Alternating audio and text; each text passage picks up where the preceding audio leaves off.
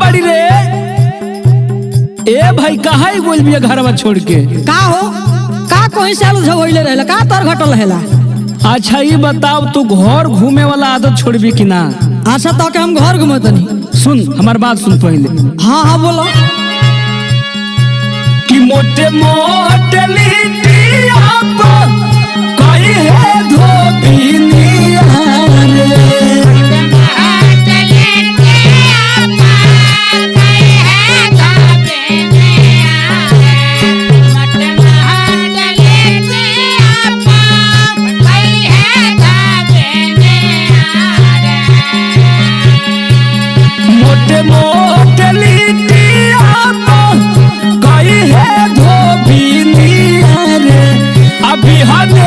चले के धोबी घाट रे धोबिनिया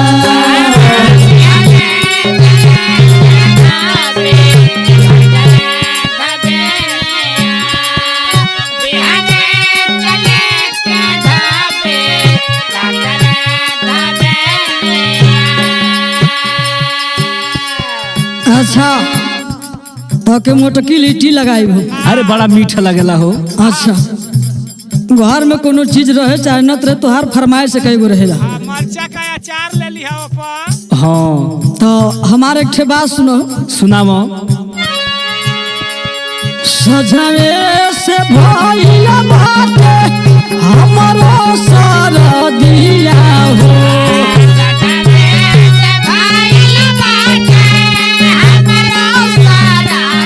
भाई देखो कान का नाम सुनते अगर बीमारी धोली हो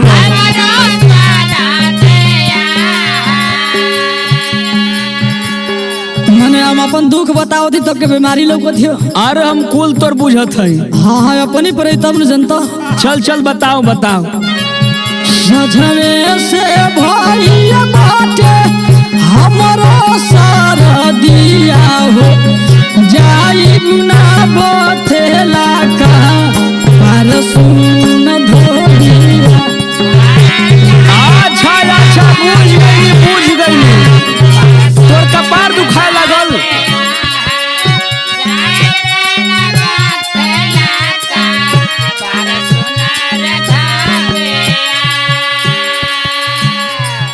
देखे ने हमार बात सुन। हाँ हाँ बोलो तुझे के समझई है वो के समझई है। हम शुरू से तोर बीमारी बुझत है। जब तू काम का नाम सुनेली तोर 75 ठे बीमारी पकड़ लेला। खाली तू यह बात कहेला। सुन हमार बात सुन। कमवा के बेरी आगी नामेली बीमारी। हमार दुख मन मारी के बीमारी सुना दो तब काम पड़ जाला तब तो अपन बीमारी गिनावे लागेली। अच्छा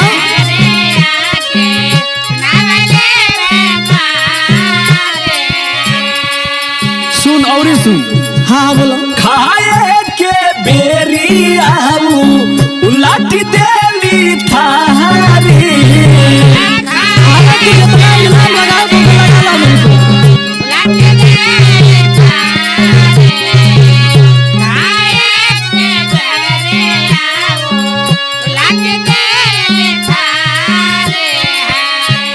ए पूर्णवासी भैया अब 1 घंटा पहला देखनी है एक थरिया खाना लेके बैठ रही हो। आइए भगवान कहाँ तू गांजा तोड़ा है दादा। आ देखो काम का नाम सुनलस तो एकर बीमारी धैली हलस। सुना हमार बात सुना। हाँ हाँ बोलो बाथी का पार कहे ना अहोई सारा दिया।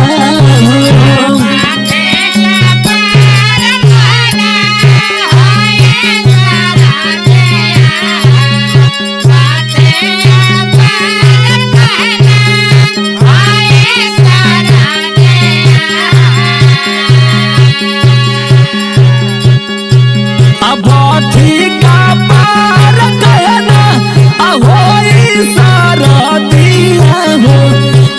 भागेल बजे जब आठरे बबिनिया एक रोज 8 बजे वहां टूटता। हम बार बार कहिला कि टाइम से जागल कर।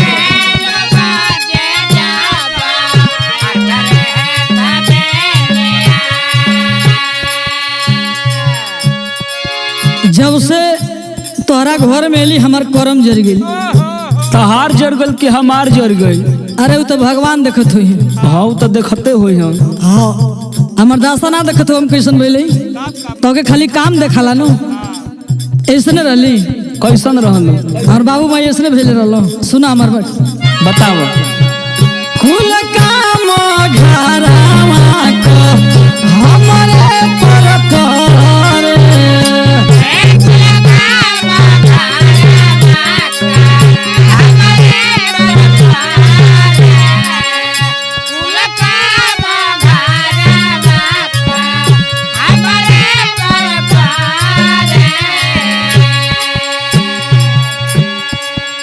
गली गइल देह हमार बिना तोहरा घरे।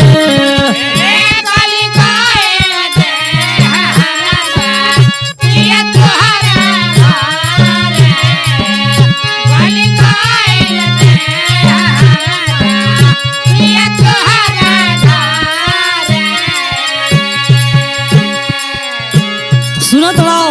अरे कुल सुनतनी कुल सुनतनी। हमारी बाबू माई के देही बनावली हम आके बने के बिला गेली। तोहरे घर में काम करत करत। अच्छा अच्छा दाना पर तो बहुत हो ना खड़ा कर दे। ससुई ना सोटे पजारा सटे ना ना दिया हो।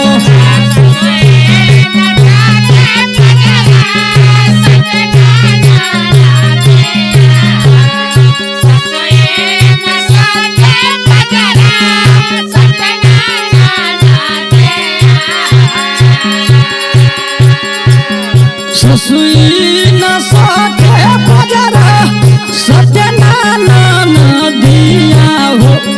तू ना बुझेला हमार दुख सुन भोगिया। अरे अब कुल बुझतानी कुल बुझतानी।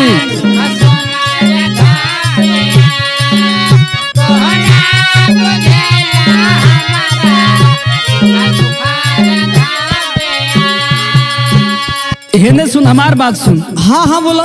तोरा से बियाह क के हम इतना पछतातनी इतना पछतातनी। ओ काहे हो? हम रात दिन भगवान से हे मनाई लगे हे प्रभु ई कैसन विपत हमार कपार पर साट दियल। अच्छा अच्छा सुन हमार बात सुन। हाँ हाँ बोलो। कैसन विपत सा टाई गइलू माथे।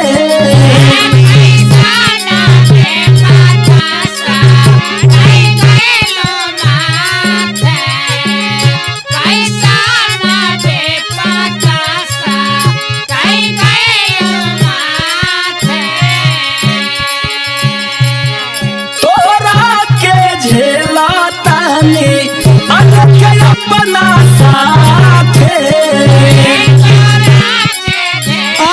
तब से दूसर कलो केहू तरह तो के लेके झेलता नहीं हो।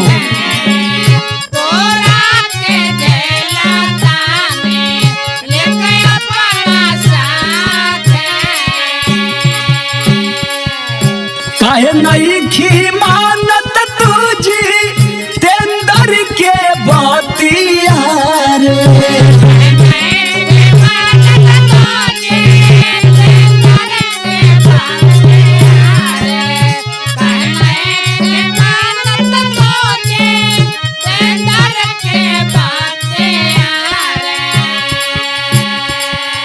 काहे नहीं खिमानत तुझी तेंदर के बतिया रे। आ गोरखपुर नवासी जो ही है बात रे धोबिलिया।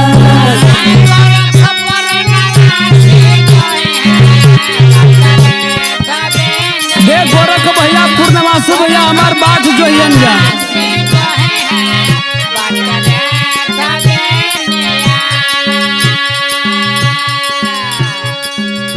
सुन हमार बात, तैयारी कर ले तू। ओजा पूर्णवासी भैया, गोरख भैया, मजनू भैया सब के उ सवेरे हमरा आगे खोजी। हम कहत नहीं राय से तू चल चल। अच्छा इतना हमके देख के जरतो बड़ा एने साथे ले आऊ जेबो। अरे जा देखा कौन बढ़िया वहीं से लेके चल जी का दिक्कत है। अच्छा अच्छा हाँ खैबू तू आ दूसरा कहू के लिया जाई। यही तरह का खियाओ। सुन ला हमारे एक बात सुनाव। करमा में कैसन मिलला हमारी तुम्हारा। अरे भाग मनावा कैसन मरता किस्मत में आ गई।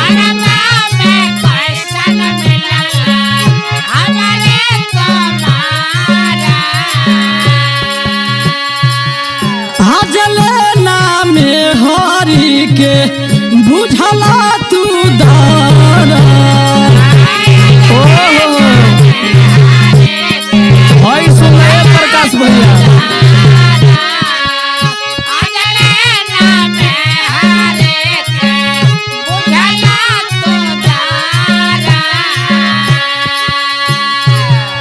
सुनत रहो। सुनाव। नहीं कुछ करत तब था लग जाई। जा तनी हम आइब ना। अच्छा अच्छा तू नैहर के धमकी दे तड़ी। हाँ जो जो जो तू जा सकेली। ठीक बा। हाँ जत बानी नैहर सुनिला आइब ना घरवा हो।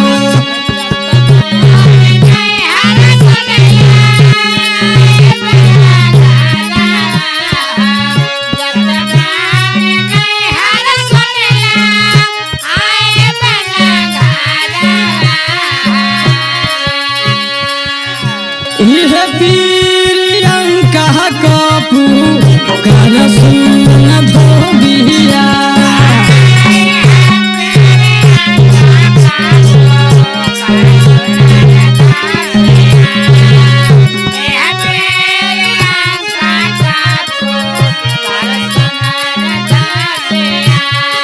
अरे बिहाने चले के धोबी घटरे धोबिया।